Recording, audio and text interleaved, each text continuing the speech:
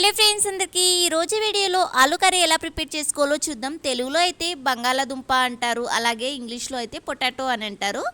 First అయితే 3 potatoes తీసుకొని శుభ్రంగా కడుక్కొని ఇలా అయితే కట్ చేసుకోండి. అలాగే 2 టమాటోస్ కూడా ఇలా కట్ చేసుకోండి. ఇప్పుడైతే ఒక బౌల్లో వాటర్ తీసుకోండి. హాఫ్ వరకు అయితే తీసుకొని అందులో మనం ఫస్ట్ కట్ చేసి పెట్టుకున్న పొటాటోస్ని అయితే అందులో వాటర్లో వేసేసుకోండి.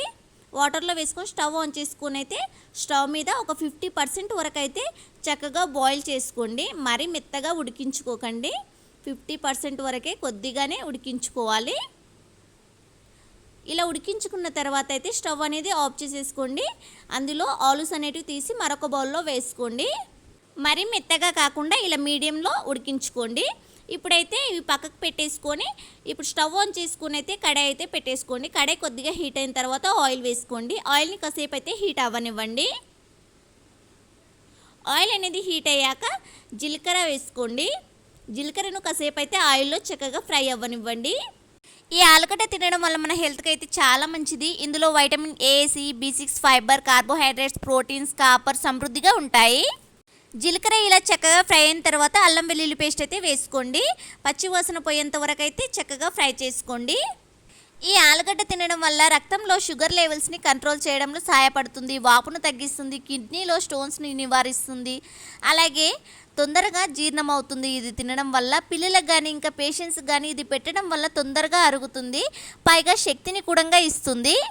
అల్లం వెల్లుల్లి పేస్ట్ మంచిగా ఫ్రై అయిన తర్వాత ఇలా గోల్డిష్ కలర్ అనేది వచ్చిన తర్వాత కరివేపాకు అయితే వేసుకొని చక్కగా ఇలా కలుపుకుంటూ అయితే కాసేపు అయితే ఫ్రై చేసుకోండి. ఇప్పుడు కొద్దిగా పసుపు అనేది వేసుకోండి. పసుపు వేసుకొని మొత్తం కలిసేట్టు కలుపుకోండి. ఈ ఆలుగడ్డ అయితే చాలా వరకు హాస్పిటళ్ళల్లో పేషెంట్స్కి అయితే ఎక్కువగా పెడుతూ ఉంటారు. చాలా మంచిది హెల్త్కి అయితే, మన హెల్త్కి తొందరగా జీర్ణం అవుతుంది ఇది తినడం వల్ల అయితే మనకి. ఇలా ఇవన్నీ చక్కగా ఫ్రై అయిన తర్వాత మనం ఫస్ట్ బాయిల్ చేసుకున్న ఆలివ్స్ని అయితే ఆయిల్లో వేసుకోండి. ఆయిల్లో వేసి మొత్తం కలిసేట్టు కలుపుకొని 50% వరకు అయితే మనం వాటర్లో బాయిల్ చేసుకున్నాం కదా, మిగతా 50% అయితే ఇలా ఆయిల్లో చక్కగా ఫ్రై చేసుకోండి. చక్కగా టేస్ట్ అనేది చాలా టేస్ట్ ఉంటుంది. మరి మెత్తగా కాకుండా ఇలా కలుపుకుంటూ ఆయిల్లో అయితే చక్కగా ఫ్రై చేసుకోండి. చూసారు కదా, ముక్కలు అయితే ఎక్కడ మెత్తగా కావద్దు, మనం తింటుంటే మంచిగా అనిపిస్తుంది. చిదుగు చిదుగు అయితే అస్సలు చేసుకోవద్దు. చూడండి, ఇక్కడ నేను కలుపుతుంటే కూడా మెత్తగా అవ్వట్లేదు. ఇలా అయితే చక్కగా ఫ్రై చేసుకోండి. ఈ ఆలుగడ్డ తినడం వల్ల మన స్కిన్కి కానీ అలాగే ఫేస్కి కానీ చాలా మంచిది. ఇప్పుడు ఒకసారి అయితే ఆలూస్ చక్కగా ఫ్రై అయ్యాయో లేవో ఒకసారి అయితే స్పూన్తో ఇలా చూసుకోండి.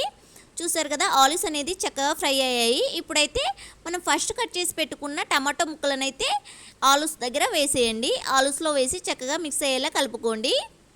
టమాటోస్ వేసిన తర్వాత ఒక 2 minutes అయితే ఫ్రై చేసుకోండి. టమాటోస్ ఫ్రై అవ్వడానికి మరి అంత టైం ఏం పట్టదు. ఈ పొటాటోస్తో చాలా వరకు ఫేస్ రెమెడీస్ కూడా ట్రై చేస్తూ ఉంటారు, అందుకే ఫేస్ కూడా చాలా మంచిది. ఇంకా ఇవి తినడం వల్ల అయితే మన ఎముకలు కూడా బలంగా మారుతాయి. చూసారు కదా, టమాటోస్ కూడా ఆయిల్లో ఎంత చక్కగా ఫ్రై అయ్యాయో. ఇప్పుడు మీ రుచికి తగ్గట్టు కారం వేసుకొని మొత్తం కలిసేట్టు కలుపుకోండి. కారం వేసిన తర్వాత ఆయిల్లో 1 minute అయితే చక్కగా ఫ్రై అవ్వనివ్వండి. వెంటనే మసాలాలు కూడా వేయకండి. ఫస్ట్ అయితే ఈ కారంని ఇలా వేసుకొని మొత్తం కలిసేట్టు కలుపుకోండి.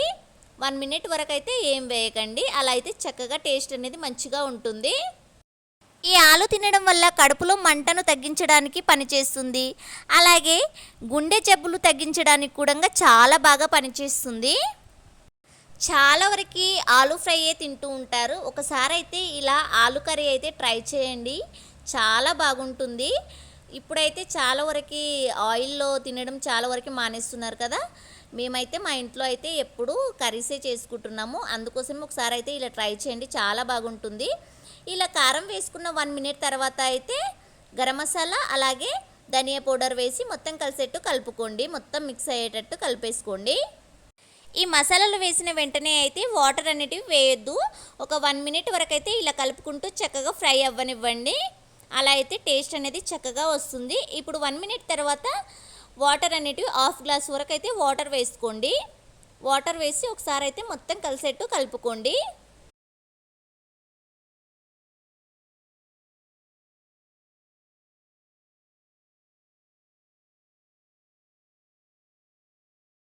ఇలా మొత్తం మిక్స్ అయ్యేలా కలిపేసుకున్న తర్వాత డకన్ అయితే పెట్టేసుకొని ఒక 2-3 మినిట్స్ అయితే మంచిగా ఉడకనించుకోండి.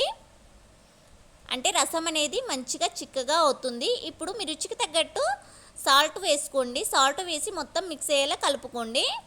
మీకు గ్రేవీ ఎక్కువగా కావాలంటే కొన్ని వాటర్ అనేటివి ఎక్కువగా పోసుకోవచ్చు. ఈ గ్రేవీ అనేది కొద్దిగా వాటర్లా ఉంది కాబట్టి నేనైతే ఇంకా 1 మినిట్ అయితే కుక్ చేసుకుంటున్నాను. 1 మినిట్ తర్వాత చూడండి ఎంత చిక్కగా అయిందో. ఇప్పుడు సన్నగా తరిగిన కొత్తిమీర పుదీనాను అయితే వేసుకోండి. వేసి కొత్తిమీర పుదీనాను వేసిన తర్వాత ఒక 1 మినిట్ అయితే ఉంచుకోండి. 1 మినిట్ తర్వాత స్టవ్ అనేది ఆఫ్ చేసేసుకోండి. ఈ ఆలు కర్రీ అయితే వేడివేడి అన్నంలోకి పెట్టుకొని తినండి. అసలు ఆలు ఫ్రై కన్నా ఆలు కర్రీనే చాలా బాగుంటుంది. మరి మీరు కూడా ఒకసారి అయితే ట్రై చేసి కామెంట్ బాక్స్లో కామెంట్ చేయండి మీకు ఎలా వచ్చిందో కూడా. చూసారు కదా ఎంతో సింపుల్ అండ్ టేస్టీగా ఆలు కర్రీ అయితే రెడీ అయింది. ఈ వీడియో మీకు నచ్చినట్టయితే లైక్ చేసి సబ్స్క్రైబ్ చేసుకోండి ఫ్రెండ్స్. Thank you.